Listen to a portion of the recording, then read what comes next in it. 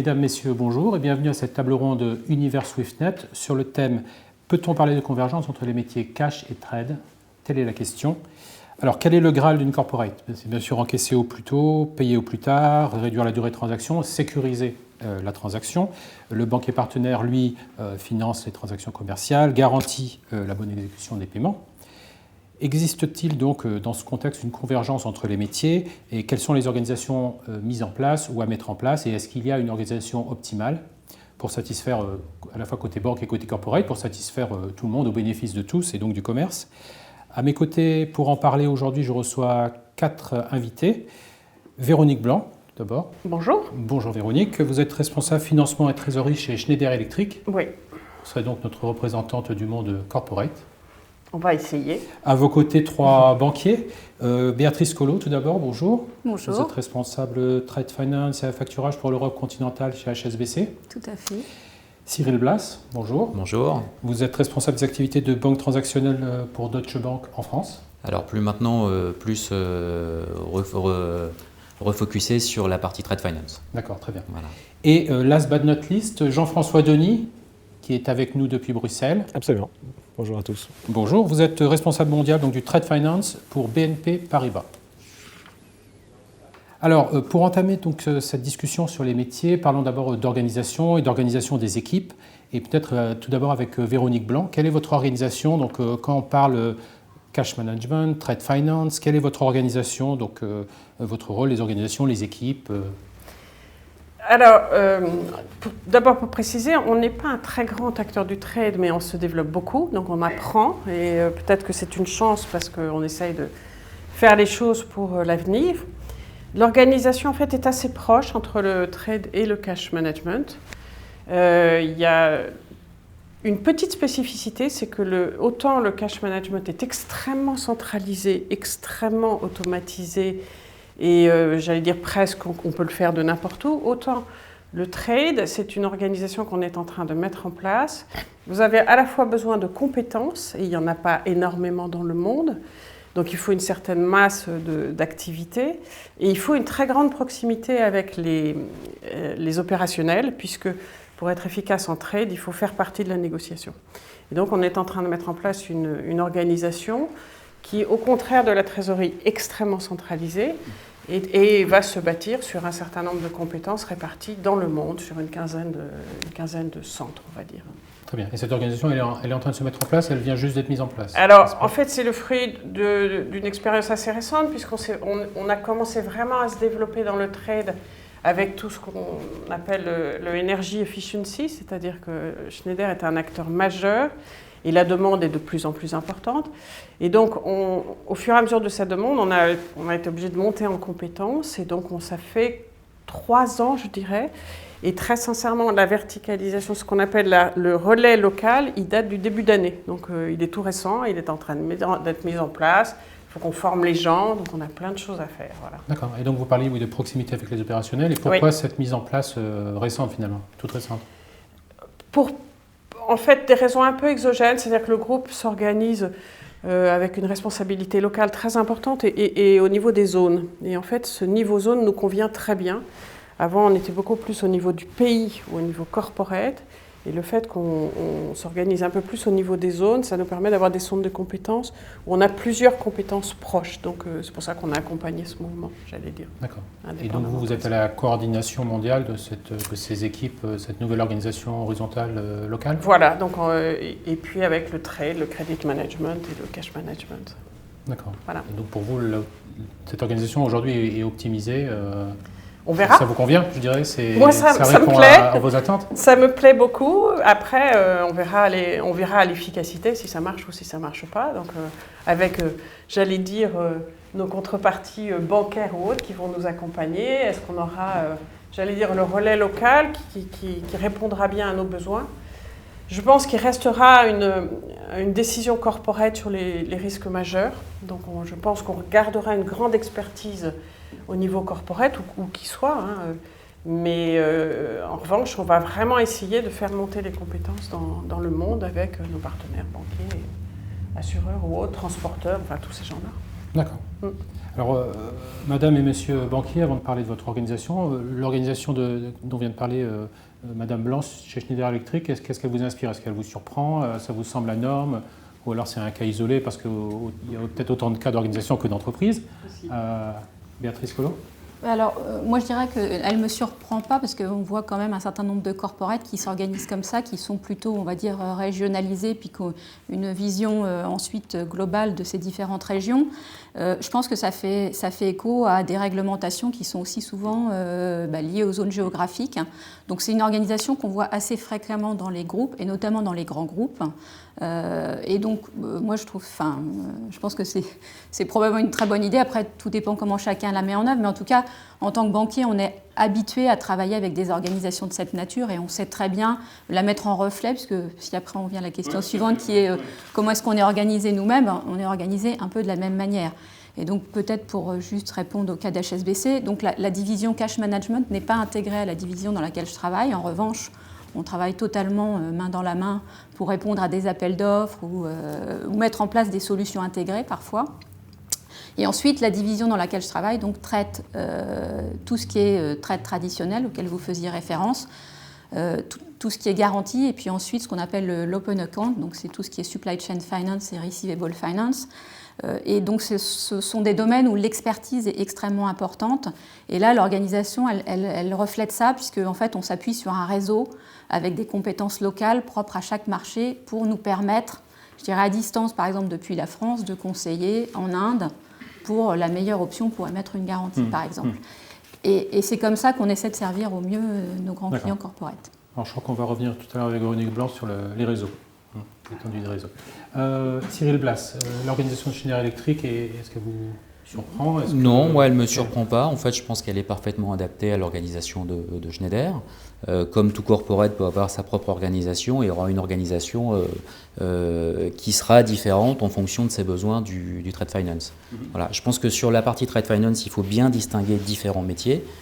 Le métier de la LC n'est pas le métier de la garantie, qui n'est pas le métier du financement, que ce soit même du receivable ou du payable.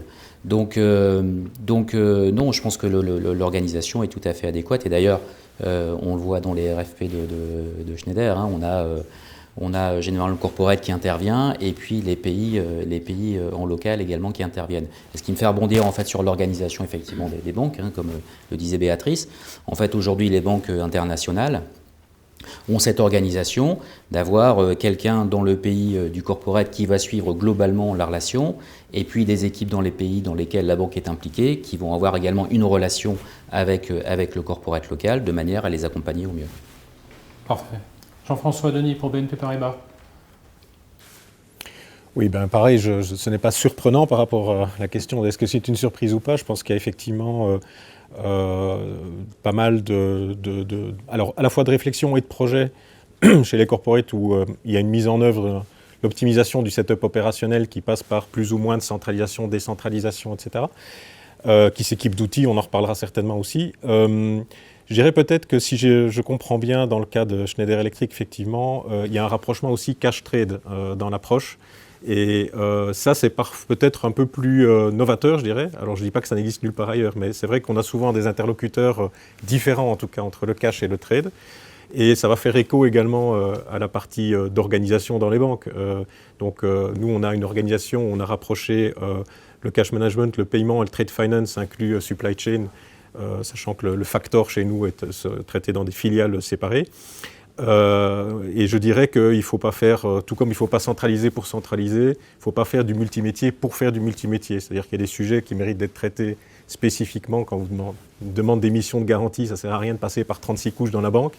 À l'inverse, il y a des vraies questions qui méritent d'être regardées de manière un petit peu plus holistique. Et dans la discussion avec le client, avec le corporate, on en parlera plus tard, mais quelques exemples certainement, c'est sur toutes les réflexions stratégiques en termes de working capital, sur les réflexions stratégiques en termes de sourcing et en termes de sustainable, par exemple, sont différents sujets où on a intérêt à regarder ça en commun. Et je pense qu'effectivement, c'est intéressant d'observer que côté Schneider Electric, on a une mutualisation multimétier sur certains aspects également. Donc, voilà.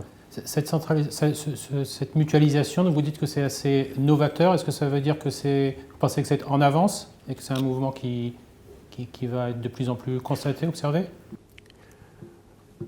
Si je prends peut-être juste une stat sans vous sans donner trop de chiffres, un reflet, je dirais, d'optimisation des setups opérationnels, c'est les installations SwiftNet for Corporate. D'accord ? C'est un peu pointu, mais malgré tout, c'est un reflet de certains projets de centralisation, etc. Pour le monde entier, en 2020, sur le trade, il y a 50 corporates qui font du SwiftNet for Corporate. C'est incomparable au monde du cash management, de ce point de vue-là, qui est beaucoup plus en avance. Rien que pour BNP Paribas, on a pas loin de 1000 clients corporate sur SwiftNet for Corporate. Donc, voilà. Donc, je pense que le trade est effectivement... il y a encore beaucoup à faire. Et clairement, c'est un métier qui mérite d'être regardé sur ces aspects-là de très près. Et c'est déjà en cours, évidemment, chez pas mal de clients corporate, c'est voire même déjà partiellement implémenté. On a beaucoup de choses à faire, je pense, tous collectivement. Béatrice Collot, quels sont les facteurs de convergence? Parce que vous parliez de nos organisations, il faut tenir compte du réglementaire, qui est structurant pour effectivement regarder les choses en local. Est-ce que d'un point de vue global, est-ce qu'il y a le risque pays, risque de contrepartie qui peut être considéré d'une même façon? Quels sont les facteurs de convergence pour vous? Les facteurs de convergence, il y a un peu... j'ai envie de dire la technologie, parce qu'il y a des technologies qui sont implémentées à certains endroits, qui fonctionnent bien, et à d'autres, elles n'existent pas. Par exemple, si on parle un peu du trade finance, un des pain points, ou un des points de difficulté, c'est souvent le bill of lading, donc le connaissement. Il y a des régions dans le monde où, par exemple, on utilise beaucoup Bolero ou SDoc, et puis il y a d'autres régions où c'est quasiment pas utilisé, par exemple en Europe. Pourquoi ? Parce que la réglementation n'a pas tellement évolué dans l'acceptation de ce document-là. Donc ça, c'est une des raisons qui empêche la convergence. Je pense que la convergence aussi, moi je la vois, alors c'est pas ni lié au risque pays, mais c'est aussi dans la technologie. Je pense que nous, on est un métier qui était très papier, le trade finance. Je pense que le paiement s'est mis au digital beaucoup plus rapidement que nous. Et donc le constat que faisait Jean-François de dire aujourd'hui, il y a une 50aine de clients dans le monde qui sont sur Swift for Corporate, donc on parle là de la technologie, c'est lié au fait qu'on a commencé beaucoup plus tard et qu'aujourd'hui, on est encore en retard dans la manière dont on met en œuvre ça et on a beaucoup de travail à faire. Par exemple, sur le champ d'un message Swift, il y a, je crois, 80 zones, mais il y en a 20 qui sont standards et dans les 60 autres, chacun peut mettre un peu ce qu'il veut. Donc, tant qu'on n'aura pas standardisé et normalisé, on n'arrivera pas à cette convergence et à cette automatisation. Et pour moi, c'est plus le chantier qu'il faut adresser, plus que le risque de contrepartie. C'est-à-dire que je pense qu'il faut vraiment se mettre tous autour de la table pour arriver à définir ces standards et à les adopter plus généralement. Alors effectivement, c'est compliqué parce que c'est mondial. Et puis, je pense que c'est aussi compliqué parce qu'il y a beaucoup d'intermédiaires. Ce qu'il faut quand même voir, c'est que le trade finance, ce n'est pas que juste des corporates et des banques qui se parlent. Il y a tout un écosystème physique qui existe. Donc la compagnie maritime qui va faire l'acheminement des biens ou éventuellement la compagnie aérienne, des freight forwarders, des ports, des douanes. Et tous ces intermédiaires-là, ils ne sont pas forcément partie prenante à nos opérations interbancaires. Donc il faut les mettre d'accord. C'est un vaste sujet, la technologie. Oui. D'ailleurs, on se retrouvera dans quelques jours pour en parler, y consacrer une table ronde d'Univers SwiftNet. Cyril Blas, quels sont pour vous les facteurs de la convergence ou les obstacles? Alors les facteurs de la convergence, alors il y a plusieurs sujets qui ont été abordés. Sur la partie Swift, je vais rejoindre Jean-François, effectivement. Je pense qu'il faut revenir aussi peut-être pourquoi le corporate met un Swift un Swift en place au niveau des garanties et des LC. C'est aussi à un moment donné pour consolider, avoir une vue globale de ce qui se passe au sein du corporate. Et donc, d'accélérer les modes de communication avec les banques, et puis de savoir qu'est-ce qui se passe au sein de l'entreprise, qu'est-ce qui est émis, quel type de garanties sont émises, le nombre. Voilà, c'est aussi une manière de consolider. Il faut bien prendre en compte que jusqu'à maintenant et jusque récemment, les banques ont toujours proposé des plateformes, Mais la difficulté du corporate, c'était d'éviter d'avoir 5 ou 6 accès à des plateformes bancaires différentes et donc de ne pas avoir cette possibilité de consolider toutes les datas sur la partie trade finance.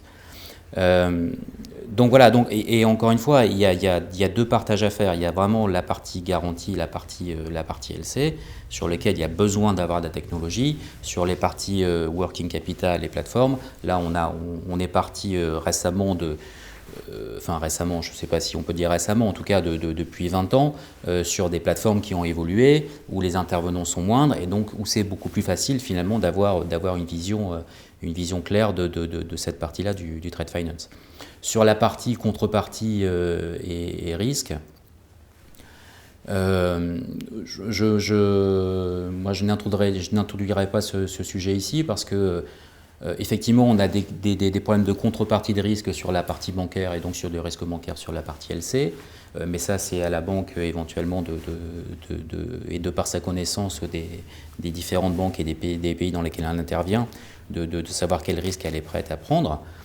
Sur la partie garantie, ça reste un risque corporate. Donc voilà, donc je pense que le point effectivement à discuter reste le point de la technologie. Très bien. Véronique Blanc, quels sont puisque Béatrice Collot parlait de l'organisation des corporates et en reflet la nôtre pour que les deux s'arrangent, est-ce que pour vous, quels sont vos besoins, vos attentes en matière d'organisation bancaire, couverture, parce que Béatrice Collot parlait de réseau? Il y a plusieurs choses qui ont été dites sur lesquelles je suis tout à fait d'accord. Juste une petite précision, et c'est en réponse à un commentaire.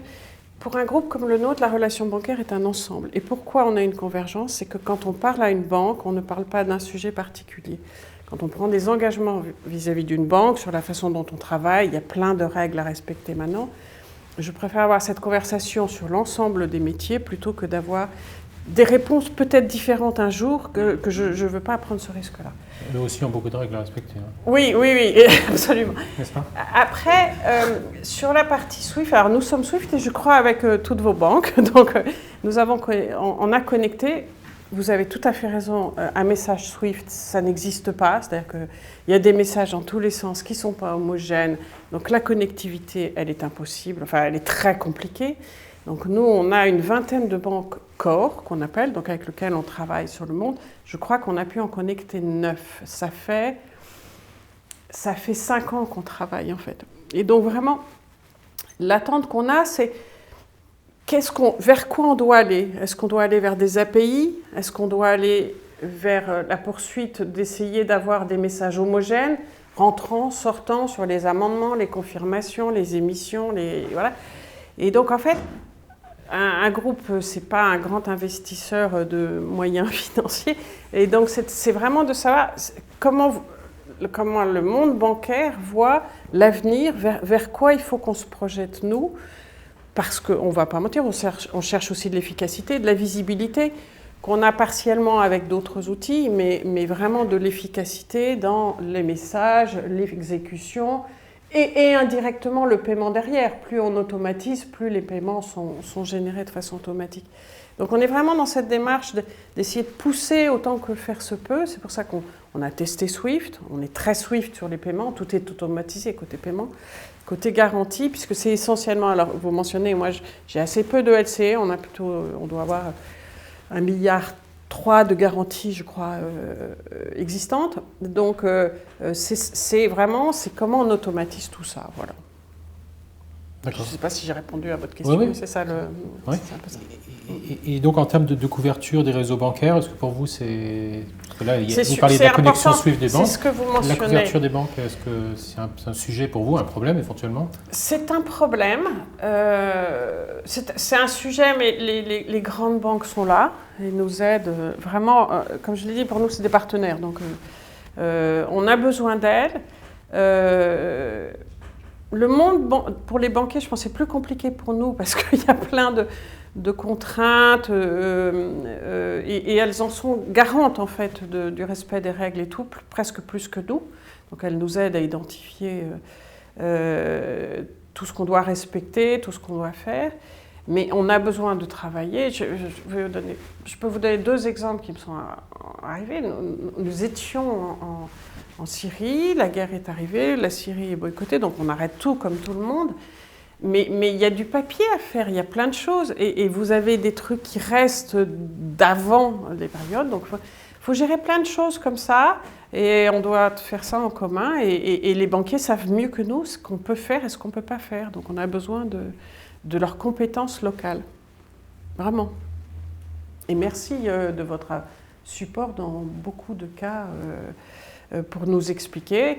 Et dans le cash management, pareil, hein, vous avez un pays qui est fermé, où vous avez des règles de change, et puis un jour ça s'ouvre, et ben, c'est les banquiers qui vont nous dire maintenant on peut faire du cross-border entre ce pays et un autre pays. Donc oui, c'est un vrai partenariat. D'accord. Jean-François Denis, sur cette couverture mondiale, et donc toujours sur le thème de la convergence de ces métiers, cash et trade, est-ce que pour vous, vous êtes présent dans de nombreux pays, est-ce que c'est un sujet pour vous de pouvoir bien accompagner l'entreprise ? Oui, 55 pays nous concernant. Alors je pense que c'est un métier, comme ça a été dit aussi plus tôt, je vais commencer par la deuxième partie peut-être de l'intervention sur les réseaux, et c'est un métier d'expertise et de réseau. C'est un métier d'expertise fine, voire très fine, et effectivement c'est super important qu'on arrive à d'abord capter l'information, et pour ça il faut de la capillarité locale, il faut être présent localement, et puis distribuer cette information-là. Bon, juste la petite anecdote qu'on a malheureusement tous connue avec le Covid, je prends le cas de l'Inde par exemple, où si vous voulez, à un moment donné, sur les échanges postaux en Inde, voire même à Mumbai, c'était par code postal de Mumbai où il y avait moyen de travailler ou plus moyen de travailler. Enfin, je veux dire, ce type d'information et d'arriver à échanger, là c'est super opérationnel, c'est essentiel. Pareil sur le réglementaire, etc. Et finalement, cet aspect réseau et partage d'informations, il est essentiel, y compris en interbancaire d'ailleurs. Si je reviens sur peut-être le premier point sur la standardisation, ou le manque de standards en l'occurrence sur le trade, je pense qu'il faut, donc je partage totalement l'opinion. Deux, par contre, je pense qu'on doit le regarder par produit en fait. Si vous prenez les garanties domestiques, alors on n'est pas sur du commerce international, mais la garantie domestique, dans la plupart des pays, c'est relativement normé, ou en tout cas, il y a une grande masse de garanties domestiques qui sont relativement standardisées, voire standardisables. Et d'ailleurs, la France est assez bien en avance là-dessus, parce qu'avec VIA-Link, qui est finalement un système de place sur lequel on est tous connectés, qui ne traite que certaines catégories de garanties, évidemment. Chez nous, c'est à peu près 50% du volume qui passe par là. Donc, c'est quand même déjà très standardisé. Par contre, ce sont des approches de place. Donc là, il y a un équivalent qui est en train de se mettre en place en Allemagne, dans lequel certains d'entre nous font partie également de la discussion, c'est regarder sur l'Allemagne, parce que les garanties domestiques allemandes, ça n'a pas la même tête qu'une garantie domestique en France. Sur les garanties internationales, on n'a pas nécessairement le même nombre d'acteurs et l'écosystème aussi complexe que sur le documentaire. C'est le pire de ce point de vue-là, le documentaire. Et donc, je pense qu'on a quand même des avancées, même s'il y a encore beaucoup à faire, soit par nos outils propriétaires qu'on peut proposer à nos clients en termes de front-end bancaire, d'e-banking, dans ce cas-là propriétaire. Et sur le multibancaire, très clairement, c'est là qu'intervient SwiftNet et peut-être la question des API. Donc effectivement, c'est sur les garanties qu'on le voit le plus utilisé actuellement, SwiftNet. Il est déjà peu utilisé, mais c'est plutôt de la garantie. Je pense quand même que c'est Swift et SwiftNet l'espoir pour le moment, si je peux le dire comme ça, même s'il y a encore beaucoup de travail. Les API, mon inquiétude là-dessus, donc c'est un peu un buzz, un buzzword aussi, on en parle beaucoup un peu partout. C'est très intéressant pour viser notamment de l'instantanéité demain, ou en tout cas un meilleur pilotage des instructions.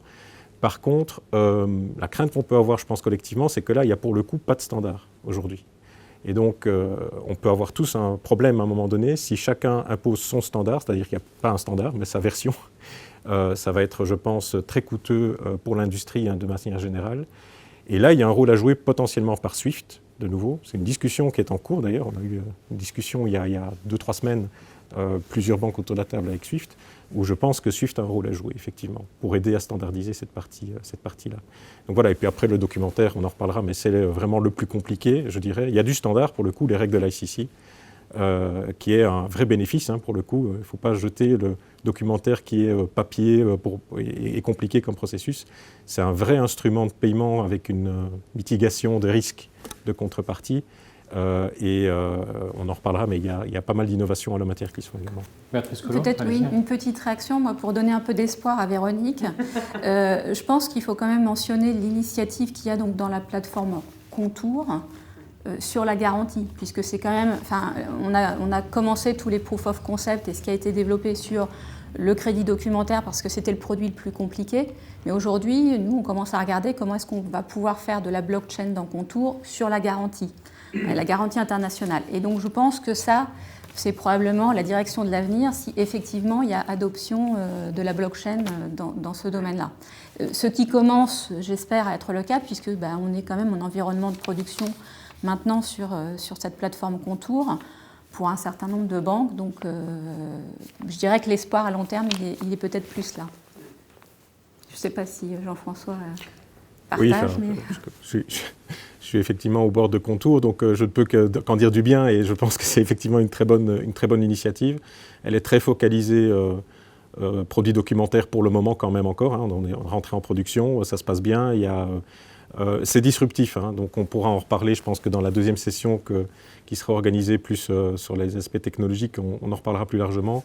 Mais effectivement, c'est disruptif parce que là, on garde le produit et le bénéfice du produit, y compris sur l'ALC, et on essaye réellement de transformer à la base, je dirais, sans mettre des rustines, l'efficacité et de chercher l'efficacité du processus, quoi. Donc c'est vraiment un projet, je pense, effectivement très très intéressant pour tout le monde. D'accord. Véronique Blanc, quand HSBC ou BNP Paribas parlent de contours sur la lettre de crédit, demain ou juste avant, juste un peu plus tard, sur la garantie, est-ce que ça vous parle? Est-ce que pour vous ça peut être un atout, c'est une force, c'est intéressant? C'est très intéressant et on en a entendu parler. Ce qu'on attend, c'est on veut aussi éviter le multiplateforme. Donc, j'allais dire, on est très intéressé. Après, est-ce qu'on investit totalement avec un risque d'avoir à faire une plateforme Contour, une autre plateforme? Quand je mentionnais toutes les contraintes qu'on a, quand on a beaucoup de pays, puisque nous, on est sur plus de 100 pays, est-ce que ça va marcher sur les formats? Donc, toutes ces contraintes, ces habilitations, ces modes de fonctionnement très locaux, il faut qu'on puisse les embarquer. Si on développe quelque chose, il faut que ça réponde malheureusement à peu près la majorité des sujets qu'on a. Donc oui, on est extrêmement intéressé, on le suit, et on est preneur d'informations parce que le jour où on va vraiment basculer sur ces plateformes, c'est un investissement pour nous important et prometteur, oui. On va suivre. D'accord. Vous avez besoin de testeurs. Cyril Blache, sur cette plateforme-là, est-ce que ça joue, ça a un impact, cette technologie, sur rapprocher les métiers pour optimiser les organisations? Alors moi, je voulais d'abord revenir sur la partie réseau, qui est effectivement très importante sur la partie Trade Finance. Et effectivement, si on parle de l'organisation Deutsche Bank, on a une organisation identique dans tous les pays. Donc on est présent effectivement aussi dans une 50aine de pays. Et vous allez retrouver systématiquement des gens spécialisés dans le trade finance, des gens qui traitent les opérations et un juriste. Voilà. Et notamment dans la partie garantie, un juriste est extrêmement important pour avoir une vue sur les textes de garantie. Et donc tout ce réseau en fait fonctionne ensemble, communique ensemble et donc nous permet systématiquement de revenir vers le corporate en leur indiquant si telle garantie peut être faite ou pas, et pourquoi, et comment modifier le texte. Voilà. Sur la deuxième réaction, sur la partie API, je suis tout à fait d'accord avec Béatrice, Jean-François. Je pense qu'il faut effectivement avoir à un moment donné un supra qui puisse intervenir.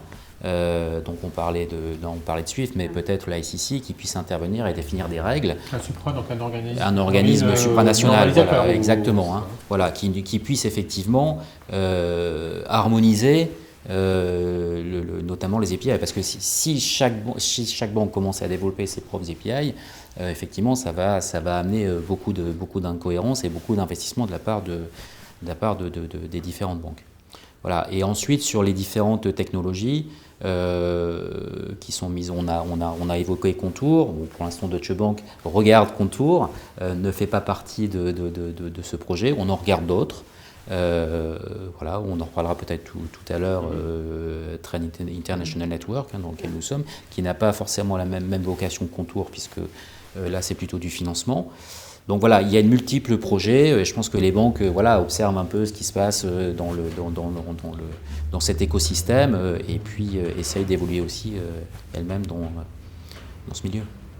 Béatrice, merci. Béatrice Collot, vous n'allez pas renier la nécessité du réseau mondial, parce que c'est même la signature d'HSBC, Global Local Bank, c'est ça ? Effectivement, on n'est pas les seuls, mais bon, on est présent dans 65 pays, donc effectivement, le réseau est extrêmement important. Et comme je l'évoquais tout au début, je pense que l'expertise dont on a besoin, elle s'appuie sur ces équipes dans les différents pays qui connaissent parfaitement les règles locales et les spécificités et qui permettent de conseiller au mieux les corporates. Et ça, je dirais que le meilleur système au monde ne remplacera pour l'instant pas ça, ces équipes d'experts dans les pays. En fait, ça peut juste simplifier l'interconnexion, je dirais, entre les corporates et les banques, mais une fois qu'on s'est mis d'accord quand même sur un certain nombre de choses. Donc il y a quand même une partie discussion que tu évoquais, Cyril, qui reste indispensable. D'accord. Mais le réseau, c'est une force, effectivement. Ouais. Une force indispensable. Véronique Blanc, sur les outils, en fait, vous, parce qu'on parlait de technologie, de plateforme, vous disiez oui, Contour peut-être, mais il faut qu'il y ait aussi de l'adoption, et puis il ne faut pas qu'on ait non plus une plateforme par-ci, une plateforme par-là, une multiplicité d'outils. Aujourd'hui, vous avez de fait une multiplicité d'outils ou pas ? Est-ce que ça se resserre ? Est-ce que vous demandez aux banques plus de simplicité ? Alors, pas dans... On essaie d'avoir des outils mondiaux. Je peux vous donner sur les cash management, sur les flux par exemple, on a pris une décision de prendre un outil un peu différent des autres parce qu'il est juste totalement mondial. C'est-à-dire qu'en fait, nos filiales sont en train sur le monde entier d'avoir le même outil de gestion de la trésorerie. Et c'est un produit qui est fait par Belin et qui s'appelle TM5. Et la démarche qu'on a, c'est est-ce que cet outil, on peut l'utiliser partout ? Donc, concernant le trade, on a un outil qui s'appelle CorTIF, donc de la société Surcomp. Il y a d'autres outils, que ce soit en cash management, je ne fais pas de publicité pour un outil ou pour un autre, mais pour nous, ce qui est important, c'est qu'il soit capable de répondre aux besoins de tous ces pays différents. L'Inde est un pays très très différent, mais l'Inde utilise Surcomp comme elle utilise TM5 chez nous. Donc sur le credit management, pareil, on a pris un outil d'une petite société au départ, mais qui s'est déployé en 2 ans sur plus de 500 filiales, puisque le groupe est composé de plus de 1000 filiales, je pense. Donc en fait, nous, on a besoin de couvrir à peu près 450 filiales pour couvrir le monde opérationnel. Et c'est ce qui est important. Donc après, la connectivité, elle est entre nos outils et le monde extérieur. Donc sur tout ce qui est cash management, vous mentionnez, c'est Swift. Sur le trade, donc on a bien commencé avec 9 banques donc à faire des messages Swift, avec difficulté parce que ça ne marche pas pour les amendements nécessairement. Donc, et puis ça ne marche pas dans tous les pays, loin de là. Donc c'est cette partie-là de communication avec tous les acteurs que vous mentionnez, et ils sont nombreux, parce qu'idéalement, le rêve, c'est on appuie sur un bouton qui déclenche la demande d'émission d'une garantie, qui va derrière déclencher le stockage de documents qui sont nécessaires, etc., et d'avoir tout à un seul endroit, une espèce de fluidité des opérations jusqu'au paiement. Ça, c'est le rêve ultime d'un corporate, et d'avoir une visibilité totale. Bon, on n'y est pas tout à fait, et que ce soit la même interface avec toutes les banques. Pour l'instant, voilà. Donc, et vous disiez fluidité en termes de mondial entre les différents pays. Oui. Est-ce que c'est aussi entre les différents métiers, le cash, le trade ? Est-ce qu'il y a les outils que vous citiez, est-ce qu'ils ils doivent être connectés, ou alors est-ce qu'il y a des passerelles qui sont faites, qui doivent être faites ? Est-ce que ça a un sens ou pas ? Je ne sais pas répondre en fait à cette question. Peut-être que la partie flux peut être connectée à la partie garantie, peut-être, ou au crédit documentaire, probablement, il y a peut-être des choses. Alors je pense qu'on n'en est pas là, et puis pour l'instant, non, on ne travaillera pas là-dessus, nous. D'accord. Pour les banquiers, est-ce qu'en termes d'outils, Cyril Blas, en termes d'outils, est-ce qu'il y a connexions qui doivent être faites, qui devraient être faites, ou alors ça n'a pas de sens, c'est impossible, ou quand on parle de trade finance, Quand vous dites de connexion avec les corporates directement, oui, c'est ça que entre leurs outils, puis aussi... en fait, aujourd'hui, il y a toujours ce sujet d'avoir entre les banques et les corporates une plateforme unique. Mais jusqu'à maintenant, on n'y est jamais arrivé. Alors, il y a des projets qui sont lancés, mais on voit bien que, de toute façon, pour être complètement honnête, les banques tiennent à leur propre plateforme.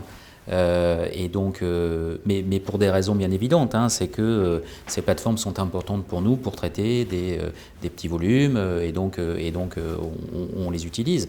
Ensuite, effectivement, peut-être qu'il y a une réflexion plus globale à avoir avec les larges corporates et cette volonté d'avoir une plateforme unique où les banques pourraient venir se connecter directement et avoir des systèmes d'échange. Je pense qu'on commence à le voir. Hein, TIN est quelque part ce type de modèle, mais sur la partie financement.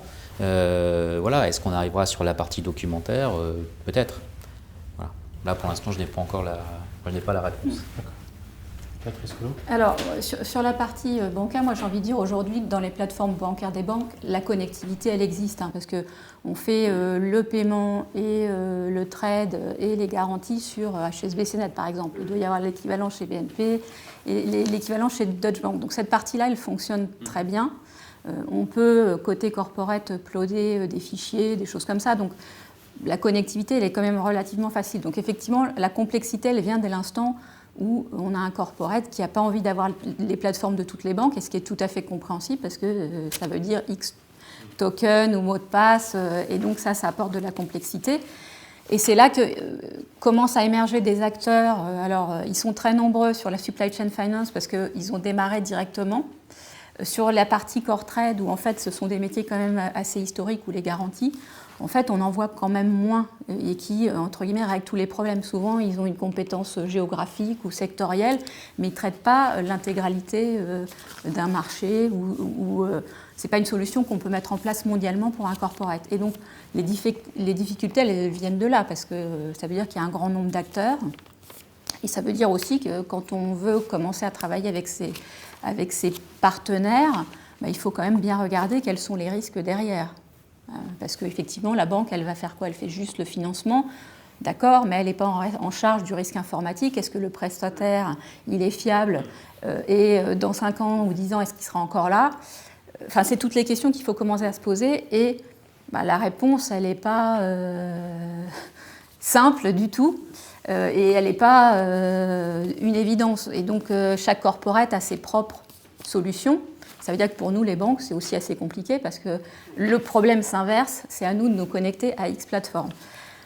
Bon, j'ai quand même envie de dire que cette évolution est en train d'arriver parce que, par exemple, nous, chez HSBC, on a décidé de remplacer complètement notre plateforme qui faisait le trade et les garanties mondialement. On a investi 400 millions d'euros quand même pour avoir une plateforme qui est hyper connectable. Donc il y a 100 API natives pour connecter tout un tas de choses. Il y a HSBC Net qui reste un canal qui va alimenter ces plateformes. Et puis ensuite, toute la connectivité aux plateformes de supply chain finance ou de receivable finance sont possibles via ce nouveau système. Mais c'est quand même un investissement massif. Et là, on passe vraiment à l'ère du digital beaucoup plus rapidement. Mais c'était aussi une prise de conscience de tous les problèmes qu'on vient d'évoquer et de la manière dont on voulait les traiter. Merci. Jean-François Denis, sur le multiplateforme, la connectivité des outils, est-ce que c'est quelque chose qui peut rapprocher les métiers? Peut-être pour revenir sur la question d'origine qui était la convergence cash et trade sur ces plateformes. Qui était, je pense qu'il faut qu'on regarde pourquoi on veut le faire.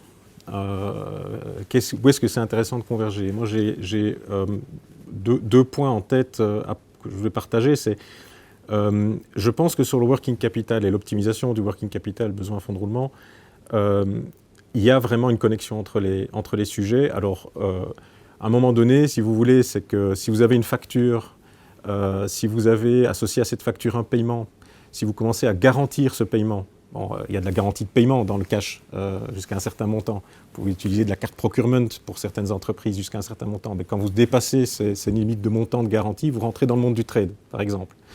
Dès lors que vous avez cette facture, vous pouvez commencer à la financer, le cas échéant, etc.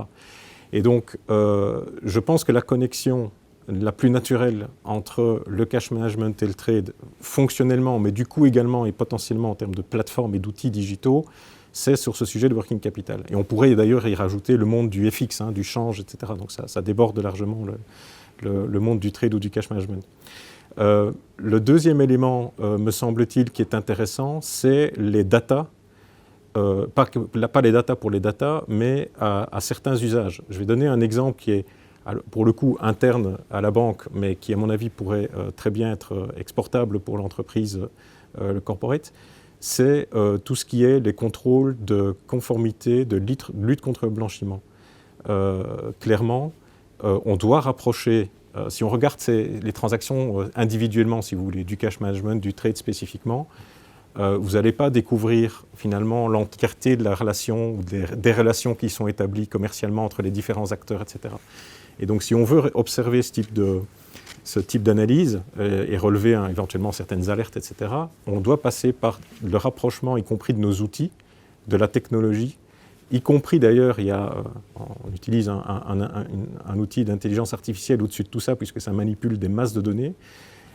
Et donc voilà, ça ce sont deux exemples pour moi de rapprochement en tout cas du cash et du trade, très précisément, qui concernent à la fois les banques et à mon avis les corporates également. Donc sur l'aspect réglementaire, c'est un petit peu tirer un certain bénéfice d'une contrainte réglementaire. Le lutte anti-blanchiment, ça c'est avant tout pour la respecter, je vous dirais, avant d'en tirer un bénéfice. Mais non, mais je veux dire tirer un bénéfice dans le sens où ça vous permet de mieux connaître aussi le client, le fait de devoir rapprocher tous vos métiers, ça vous donne une vision globale en fait. Absolument, une vue holistique sur le client, ses relations, les pays avec lesquels il travaille, et quel que soit finalement l'instrument de paiement ou le flux qui est utilisé. Absolument. Oui, pardon. Je vais compléter, c'est une force pour les banquiers, parce qu'un groupe comme le nôtre ne peut pas se permettre de ne pas respecter les règles. Et donc, on fait confiance en nos banquiers pour assurer quelque part ce rôle. Donc, nous, on travaille avec des banques parce qu'on sait qu'elles ont cette rigueur et cette préoccupation de s'assurer que les flux sont conformes, etc. Donc vous parliez de tous ces acteurs. Pour nous, c'est très important de choisir le bon acteur qui respecte à la fois la cybersécurité, etc. Donc quelque part, on devient un peu captif de nos banques parce que vous avez cette compétence qu'on n'a pas forcément. Donc ces contraintes peuvent aussi être un avantage puisqu'on a besoin de votre savoir-faire dans ces domaines. Je parlais de partenariat, chacun a un peu sa compétence.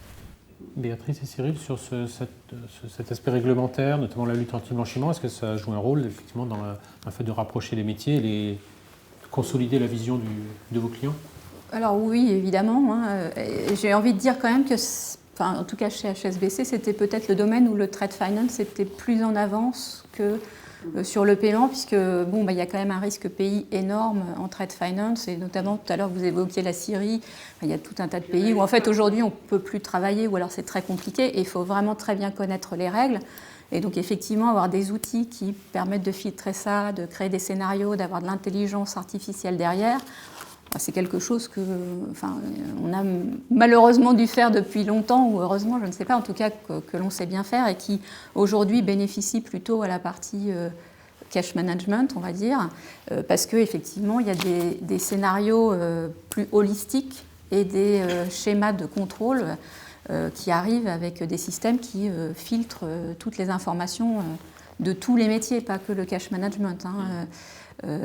Et donc, effectivement, on a des systèmes plutôt très experts qui font que cette partie-là, qui avant était faite manuellement et pouvait peut-être ralentir certaines opérations, aujourd'hui sont très automatiques et très efficaces, on va dire. Et couvrent tout. Quand vous parlez de convergence, effectivement, tous ces sujets, ils sont très communs. Alors on voit aussi des corporates qui s'équipent comme les banques. Ça aussi, je ne sais pas si c'est une tendance que vous avez observée dans les autres établissements, mais nous on l'a observé dans plusieurs corporates qui mettent des systèmes de filtrage holistique avec des scénarios comme dans les banques. Donc c'est peut-être... Il y a plein de réflexions sur ces datas. Donc effectivement... Oui, enfin, il y a plein de réflexions sur l'intelligence artificielle, sur beaucoup de sujets. Après, je disais, un peu chacun son métier, je ne suis pas sûre qu'on soit les... Mais oui, certainement. Mais je pense qu'il y a peut-être plus de choses à faire sur connaître nos propres métiers via toutes les datas qu'on a sur nos propres métiers. Sur la partie convergence, je suis assez d'accord sur le fait que la convergence, effectivement, avec le cash, se porte probablement plus sur la partie working capital parce que le working capital va provoquer un paiement qui va arriver sur un compte. Et donc derrière, il y a une intervention cash management. Et donc tout ça, bien évidemment, derrière est passé au crible des informations, enfin des filtres pour pouvoir s'assurer que les transactions sont compliant, tant des deux contreparties que du sous-jacent de la transaction. Et après, je rejoins aussi Béatrice sur le fait qu'effectivement Trade Finance a toujours été largement en avance sur ces principes de risque, parce qu'en Trade Finance et notamment en documentaire, on est amené finalement à traiter avec des pays extrêmement compliqués. C'est le propre du Trade Finance, du documentaire, hein. Et donc, les banques ont toujours eu, et la partie Trade Finance a toujours eu une avance sur la manière de traiter ces risques, notamment le risque de fraude ou le risque ou tout autre risque qui pourrait être lié au terrorisme. Voilà. D'accord. Dernier point que je voudrais aborder, c'est la pandémie, le Covid. Est-ce que donc le commerce international est frappé, baigne depuis un an dans un contexte assez inédit. Est-ce que la pandémie, elle est ou pas, est-ce qu'elle aide ou pas, est-ce qu'elle contraint à faire évoluer les organisations? Est-ce qu'elle est accélérateur de transformation, facteur de changement ou pas finalement? Est-ce que vous n'aviez pas besoin du Covid, entre guillemets, pour bouger, pour changer dans ces métiers cash et trade au bénéfice des entreprises? Je le prends. Ouais. Alors moi je trouve que la pandémie effectivement a eu un impact sur les organisations, clairement. Et d'ailleurs on l'a senti hein, au début de la pandémie, c'est-à-dire au mois de mars, on a senti un espèce de creux jusqu'au mois de juin. Et puis les entreprises sont reparties assez rapidement avec les mises en place des systèmes de secours qui étaient dans les tiroirs depuis un petit moment, qui sont sortis et finalement on a bien senti que l'activité est vraiment repartie à partir du mois de septembre. Je pense que les gens ont fait une pause durant l'été pour se remettre de cette pandémie. Et finalement, ça nous pousse aussi à regarder nos propres organisations et à s'adapter et à voir ce qu'on peut améliorer. Et donc ça, je pense que c'est un point important. Je pense qu'on n'en est qu'au début. Et tout ça va amener beaucoup de réflexions dans nos organisations. Donc, je ne vais pas dire que la pandémie est un bien, hein, loin de là, hein, bien évidemment.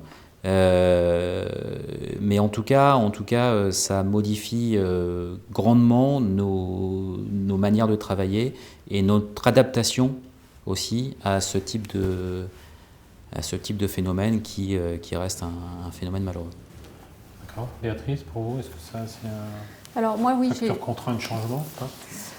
Alors, contraint, je dirais que non, mais effectivement, on a observé des changements de comportement assez importants. Et je dirais que le premier que je trouve assez intéressant, c'est que des clients qui n'étaient pas forcément très digitaux ont quand même soudainement activé leurs canaux digitaux et commencé à utiliser plus les systèmes dits purement bancaires, hein, les HSBC Net et autres systèmes de cette nature, parce qu'il y avait beaucoup moins d'autres manières de faire les opérations. Et donc, l'adoption de cette partie-là a quand même beaucoup augmenté.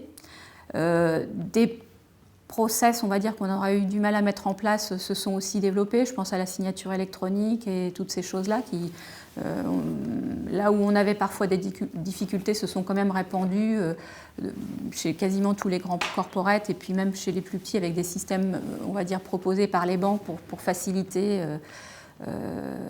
la réalisation des opérations. Et ce que j'ai envie de dire aussi, c'est que là, la force du réseau a été extrêmement importante parce qu'il y a eu plein de situations où il a fallu débloquer des opérations à l'autre bout de la Terre, en Inde, au Bangladesh, parce que nous, on n'était pas complètement fermés, il y avait quand même encore des choses qui pouvaient continuer à se faire. Mais il faut quand même comprendre que des pays chez lesquels on s'approvisionne beaucoup, eux, étaient complètement fermés. Il ne se passait rien. Et donc il a quand même fallu trouver des moyens de continuer à débloquer certaines opérations avec les équipes locales. Et là, je dirais que la force du réseau a fait ses preuves aussi pour continuer à accompagner les clients. Et est-ce que ça a correspondu aussi à un rapprochement des métiers finalement? Là, vous disiez Rapprochement des métiers. Géographiquement, mais oui, on reste proche géographiquement, mais entre les métiers, est-ce que ça change quelque chose? Je dirais qu'au sein des métiers dans lesquels moi je travaille, j'ai envie de dire non, parce qu'il y a une même direction avec un même dispositif. Après, j'ai envie de dire que le cash étant beaucoup plus automatique, ce n'est pas cette partie-là qui pouvait poser difficulté. C'était vraiment plutôt les process opérationnels du trade finance avec des containers bloqués dans des ports ou des choses comme ça. Et donc, pas forcément convergence, mais plutôt, quand vous débloquez une opération, quelque part, ça relâche le paiement derrière et ça contribue à continuer à faire tourner l'économie qui aurait pu complètement se gripper. Et donc, je dirais que le bénéfice ultime, c'était celui-là, c'était de continuer à faire travailler la supply chain finance mondiale. Mais donc, la force du réseau, je trouve, a joué son plein dans ces périodes de difficulté à trouver des solutions. Ensuite, en termes de plan de continuité d'activité, chez nous, on a quand même beaucoup vécu la crise en Asie, puisqu'on est très gros en Asie, et donc très tôt, on a commencé à anticiper le fait que ça pourrait venir en France et de vérifier que nos plans de continuité d'activité étaient tout à fait opérationnels. Donc le 11 mars, j'ai envie de dire, tout le monde est parti chez lui avec son PC, et puis le lendemain a commencé à travailler, et ça s'est plutôt bien passé. J'ai envie de dire que on est passé tous en travail à distance et en Zoom sans disruption massive. Même pas de disruption du tout, j'ai envie de dire. Et donc ça, c'est aussi quand même un changement de méthode de travail pour les entreprises. Alors, où on s'est plutôt bien adapté, je pense, et je pense que c'est intéressant de voir si c'est le cas partout, mais je dirais que ça, c'est le changement majeur de cette crise. D'accord. Jean-François Denis, chez BNP Paribas, vous, le Covid, en termes de métier, cash, trade, de convergence ou pas, est-ce que ça joue? Est-ce que c'est un accélérateur ou pas? Sur la convergence en tant que telle, je dirais non. Je pense que, moi, la première observation, ce serait de dire qu'il y a eu évidemment des difficultés, parfois des grosses difficultés pour toute une série d'entreprises sur des transactions, etc. Mais globalement, avec quand même maintenant un petit peu de recul, même si on n'est pas au bout du sujet, le système, et je dis le système au sens très large, il a quand même pas mal tenu, quoi. Opérationnellement. Et puis, évidemment, dans l'accompagnement, la recherche de liquidité, etc., on connaît tout ça, je pense que quand même, globalement, le système a bien tenu. Un petit point qui est intéressant, je trouve, donc il y a pas mal de flexibilité, pas mal d'adaptation de tout le monde, effectivement, d'adhésion à du digital, de l'e-signature, etc., qu'en d'autres temps, on aurait eu très difficile à mettre en œuvre à cette vitesse-là. On peut se poser la question quand même à quel point c'est structurel et c'est totalement pérenne en fait. Je pense qu'il y a quand même encore un peu de travail collectivement pour vraiment cranter un certain nombre de ces sujets-là pour que ça devienne une habitude pour la suite. Et puis l'autre, oui, sur le plan de continuité d'activité, il y a un enseignement là qui pour le coup est structurel à mon sens, c'est qu'en fait on avait tous, je pense, plus ou moins des bâtiments backup, des bâtiments en cas d'indisponibilité d'un bâtiment. Maintenant, le PCA, c'est devenu le téléworking. Mais du coup, avec évidemment une dépendance extrême à nos systèmes informatiques. Je pense que globalement, tout ça a bien tenu, mais il faudrait quand même... il faut être d'autant plus vigilant sur cette dépendance au système informatique, je pense, et du coup, la cybersécurité, etc., qui, à mon avis, reviennent au-dessus de la pile. Et puis, dernier petit élément que je voulais donner, c'est il y a pas mal d'innovations dont vous reparlerez aussi dans la session prochaine, je pense, dans le domaine du trade. C'est vrai qu'on est passé dans une phase, je pense, où pas mal d'entreprises, notamment, pas toutes, heureusement, avaient autre chose à faire que de se lancer dans un nouveau projet d'innovation, au plus fort de la crise. Donc j'espère qu'on va se retrouver quand même assez rapidement dans une situation où, pas trop contraint par les problèmes, peut-être pas trop contraint budgétairement, etc., on va pouvoir réellement lancer, amorcer la pompe sur un certain nombre de sujets dont on a parlé tout à l'heure et qu'on ne va pas passer par une phase de difficulté là-dessus. Donc c'est un petit point négatif plutôt d'attention que je donnerais. En tout cas, je pense que de notre côté, on va continuer et on a continué à investir dans tous ces sujets-là. Espérons qu'effectivement l'ensemble reste bien focalisé sur ces sujets pour transformer nos métiers. D'accord. Véronique Blanc, je vous donnerai le mot de la fin sur cette pandémie. Est-ce que pour vous, c'est un facteur d'accélérateur de changement de votre d'organisation dont vous nous parliez, ou vous n'aviez pas besoin de ça, entre guillemets, ou c'est... Il y a eu des... D'abord, ça a été un test, mais ça a marché. Ce que vous disiez, on n'a pas vu beaucoup de ruptures. Il y a eu un changement, en fait. Un grand groupe international, il est habitué à travailler à distance en Zoom. Alors nous, c'est pas Zoom, c'est Teams. Mais en revanche, on s'est très tôt posé la question de nos fournisseurs. Et on s'est dit, on est solide, on a un rating solide. Et donc, on s'est posé la question, et c'est la raison pour laquelle on avait commencé à regarder du supplier financing. Pas du tout pour nous, au sens optimisé.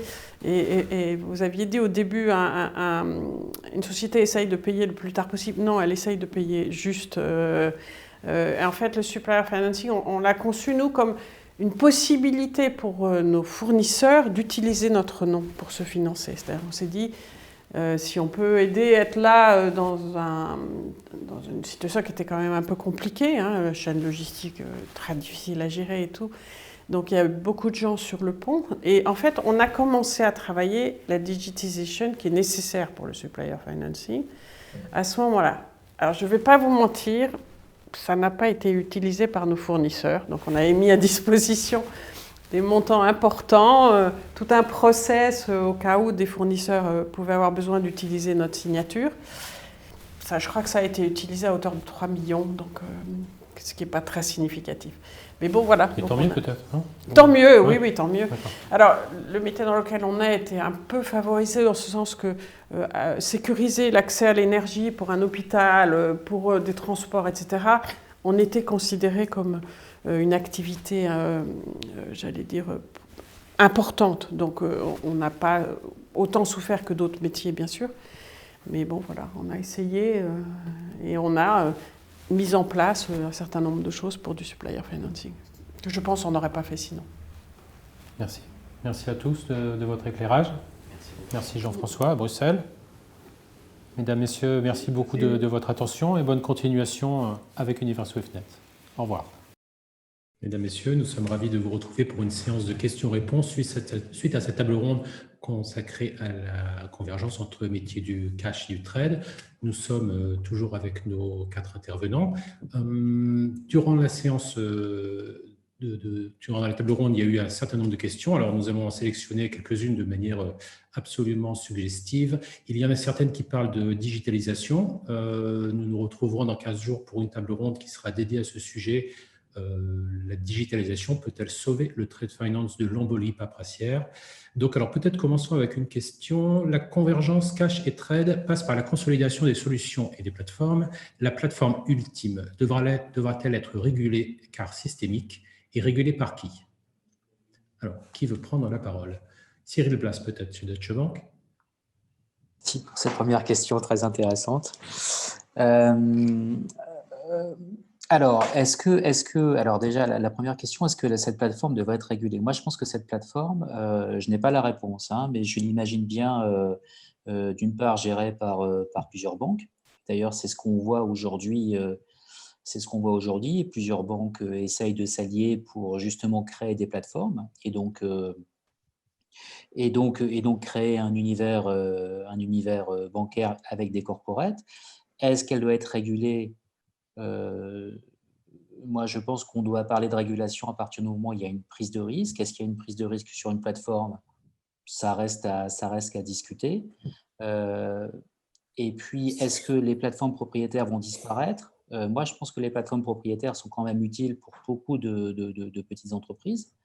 Et puis n'oublions pas qu'au travers de ces plateformes propriétaires, il y a quand même des paiements qui passent. Est-ce que les banques sont prêtes à laisser les paiements passer par d'autres plateformes? C'est un autre sujet qui entraîne beaucoup d'autres questions. Voilà.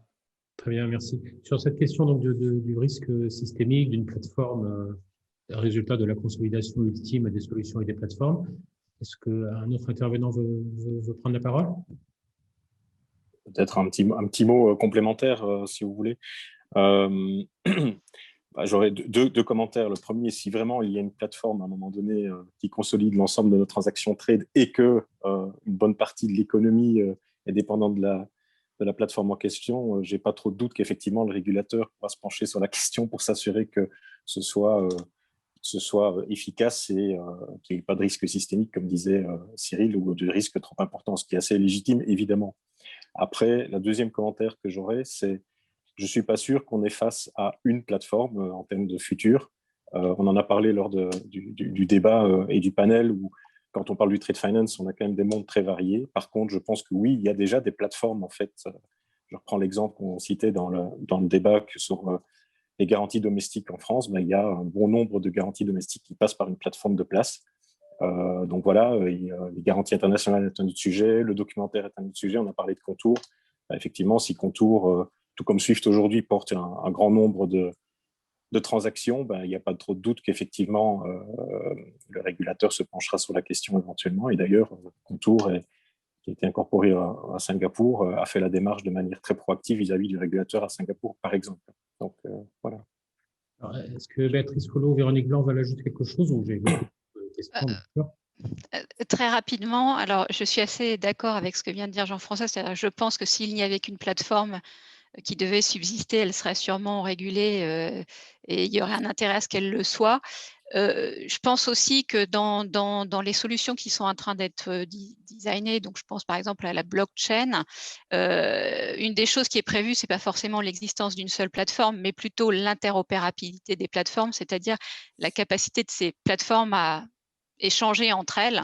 Et ce que l'on voit probablement, c'est l'émergence des plateformes qui auront des spécialisations ou en termes de produits ou en termes de géographie et qui seront normalement, en tout cas c'est l'intention, capables de travailler ensemble.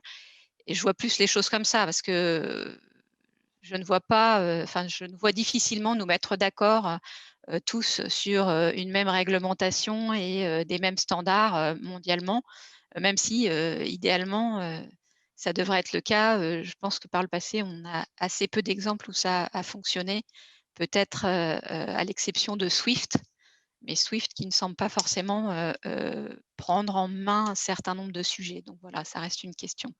D'accord. Véronique Blanc, pour vous, chez Schneider Electric, est-ce qu'il y a la solution idéale dont parlait Béatrice Collot?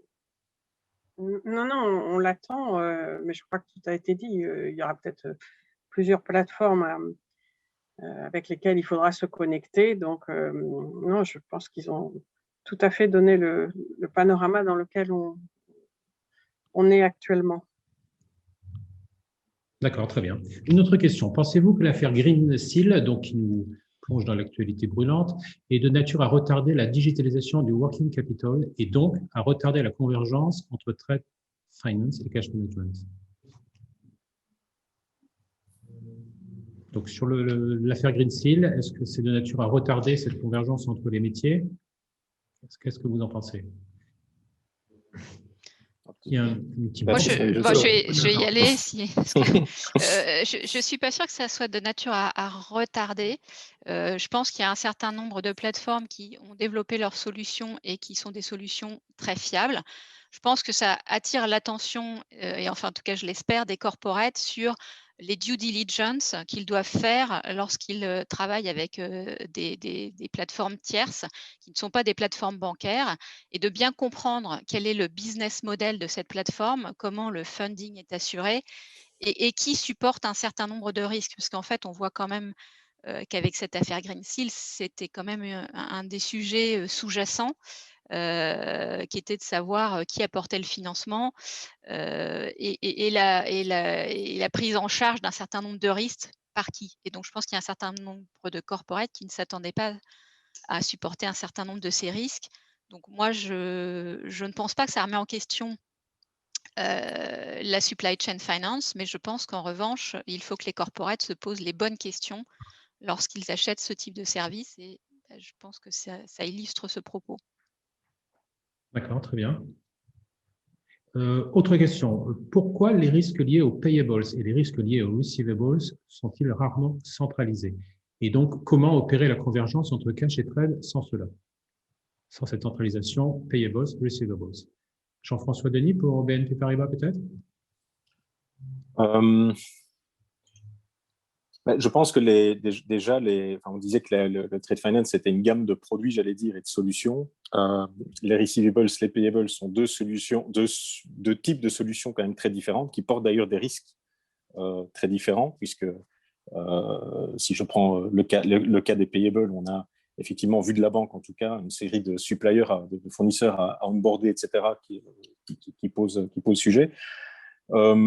Oui, il y a évidemment, je pense que ça illustre peut-être la convergence possible entre ces domaines-là. C'est peut-être un point qu'on citait dans le débat tout à l'heure. C'est finalement la facture. Je reviens avec le sujet de la facture qui est au milieu de tout ça. Et donc là, effectivement, on peut imaginer qu'il y ait plus d'intérêt à converger ce type de solutions-là, qui sont un peu dans des silos, malgré tout, y compris dans les solutions qui sont offertes. Et je pense en particulier sur les plus petites entreprises, éventuellement.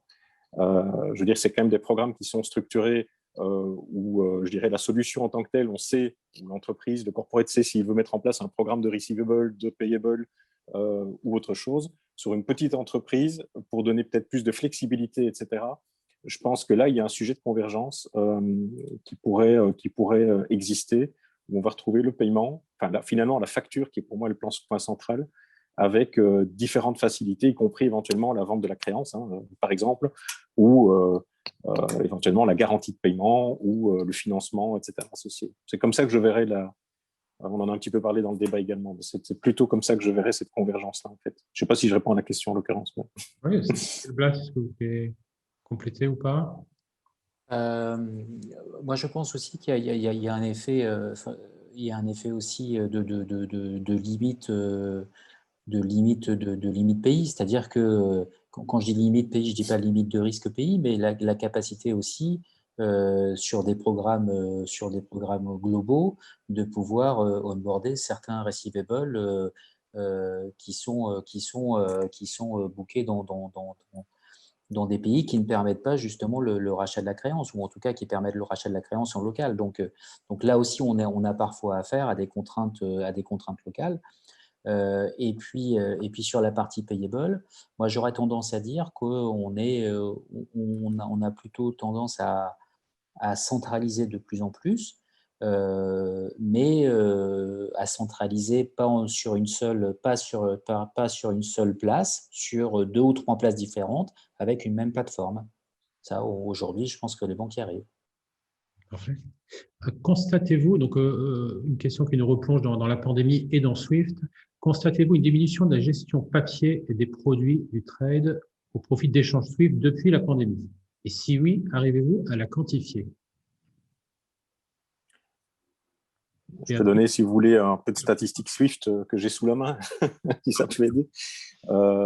Globalement, Swift a échangé sur. Alors, on va parler du documentaire, puisque Swift traite l'entièreté du documentaire. On a une visibilité sur l'entièreté du code documentaire, ce qui n'est pas le cas des garanties. Tout ne passe pas par Swift, uniquement s'il y a de la réémission. Donc, sur le documentaire, Swift en 2020 a traité en valeur à peu près 4 000 milliards d'euros, à contre-valeur, puisque c'est surtout du dollar en l'occurrence, par rapport à 5 000 milliards en 2019. Donc, c'est sur l'entièreté sur le monde entier. Donc, ça, c'est l'effet de la pandémie sur Swift, en tout cas dans le trafic et dans les montants. Alors, sachant que ça, c'est le total de l'année, et on sait qu'évidemment, il y a eu un gros creux, on va dire, vers avril-mai de l'année passée, etc. Et là, aujourd'hui, on est au niveau mondial. Alors, en montant et en valeur, si on prend le mois de février, mois de janvier, à peu près 10%, 10-15% en dessous du niveau de janvier de l'année passée qui était pré-pandémie. En fait. D'accord ? Donc ça, c'est où on en est avec le trafic. Donc, on n'est pas revenu au niveau pré-pandémie, mais enfin, on n'en est pas si loin, je dirais. Mais il y a effectivement eu un énorme creux, ça c'est certain. Voilà, ça c'est en termes de statistiques ce que je peux vous donner. D'accord. Béatrice Coulouche, HSBC, est-ce que vous partagez cette observation, ce panorama? Non, enfin oui, alors je confirme qu'effectivement, il y a eu une baisse des activités de trade qu'on mesure souvent par effectivement les échanges de messages Swift. Donc ça, c'est tout à fait en phase avec ce que disait Jean-François. En revanche, j'avais l'impression que la question concernait la substitution du Swift au papier et est-ce qu'on était passé plus à du digital. C'est pas particulièrement le cas, hein. Les documents papier continuent à s'échanger et sont, je dirais, indispensables à la bonne finalisation de l'opération. Et de ce point de vue-là, moi, je constate pas un retour à la normale, comme le disait Jean-François. En revanche, l'échange du papier pour la bonne réalisation des opérations se fait dans des délais qui sont tout à fait acceptables et normaux, avec des DHL qui arrivent tous les jours à la banque pour pouvoir relâcher les biens et finaliser les opérations. Mais malheureusement, on s'appuie toujours sur cette partie-là, même pendant cette période Covid. D'accord. Dernière question peut-être. Les banques présentes seront-elles prêtes en novembre sur les nouveaux standards, donc toujours question au message Swift, liés aux garanties internationales? Alors, les banques présentes, donc Deutsche Bank avec Cyril Blas. Oui, et nous l'attendons avec impatience. Parfait. Jean-François, BNP? Oui, oui, d'ailleurs, en fait, c'est une release qui a été postposée d'1 an à cause du Covid et à la demande de l'ensemble de l'industrie pour, comme les travaux avaient été fortement engagés par, je pense, un peu tout le monde déjà avant le Covid, bien sûr, on sera prêt. Bien sûr. D'accord. Béatrice Collot? Alors, de même que côté HSBC, hein, effectivement, on travaille depuis un moment pour ces mises à jour. Je dirais juste que ça change quand même très significativement les messages Swift relatifs aux garanties. Et donc, voilà, il faut s'attendre à des modifications pour tout le monde à partir de novembre. D'accord. Donc, ce n'est pas les banques seront-elles prêtes, mais les banques sont-elles prêtes? Et la réponse est oui, déjà. Mesdames, Messieurs, merci beaucoup pour cette séance de questions-réponses. N'oubliez pas donc que nous nous retrouvons le mardi 13 avril dans 2 semaines, donc précisément à la même heure, à 17h, pour une table ronde consacrée à la digitalisation du trade finance. Donc, nous reparlerons du container intelligent, du canal de Suez sans doute, et d'autres petits plaisirs. Mesdames, Messieurs, encore à nouveau, merci beaucoup. Mesdames, Messieurs, merci beaucoup et bonne fin de journée et bonne continuation avec Univers Swiftnet.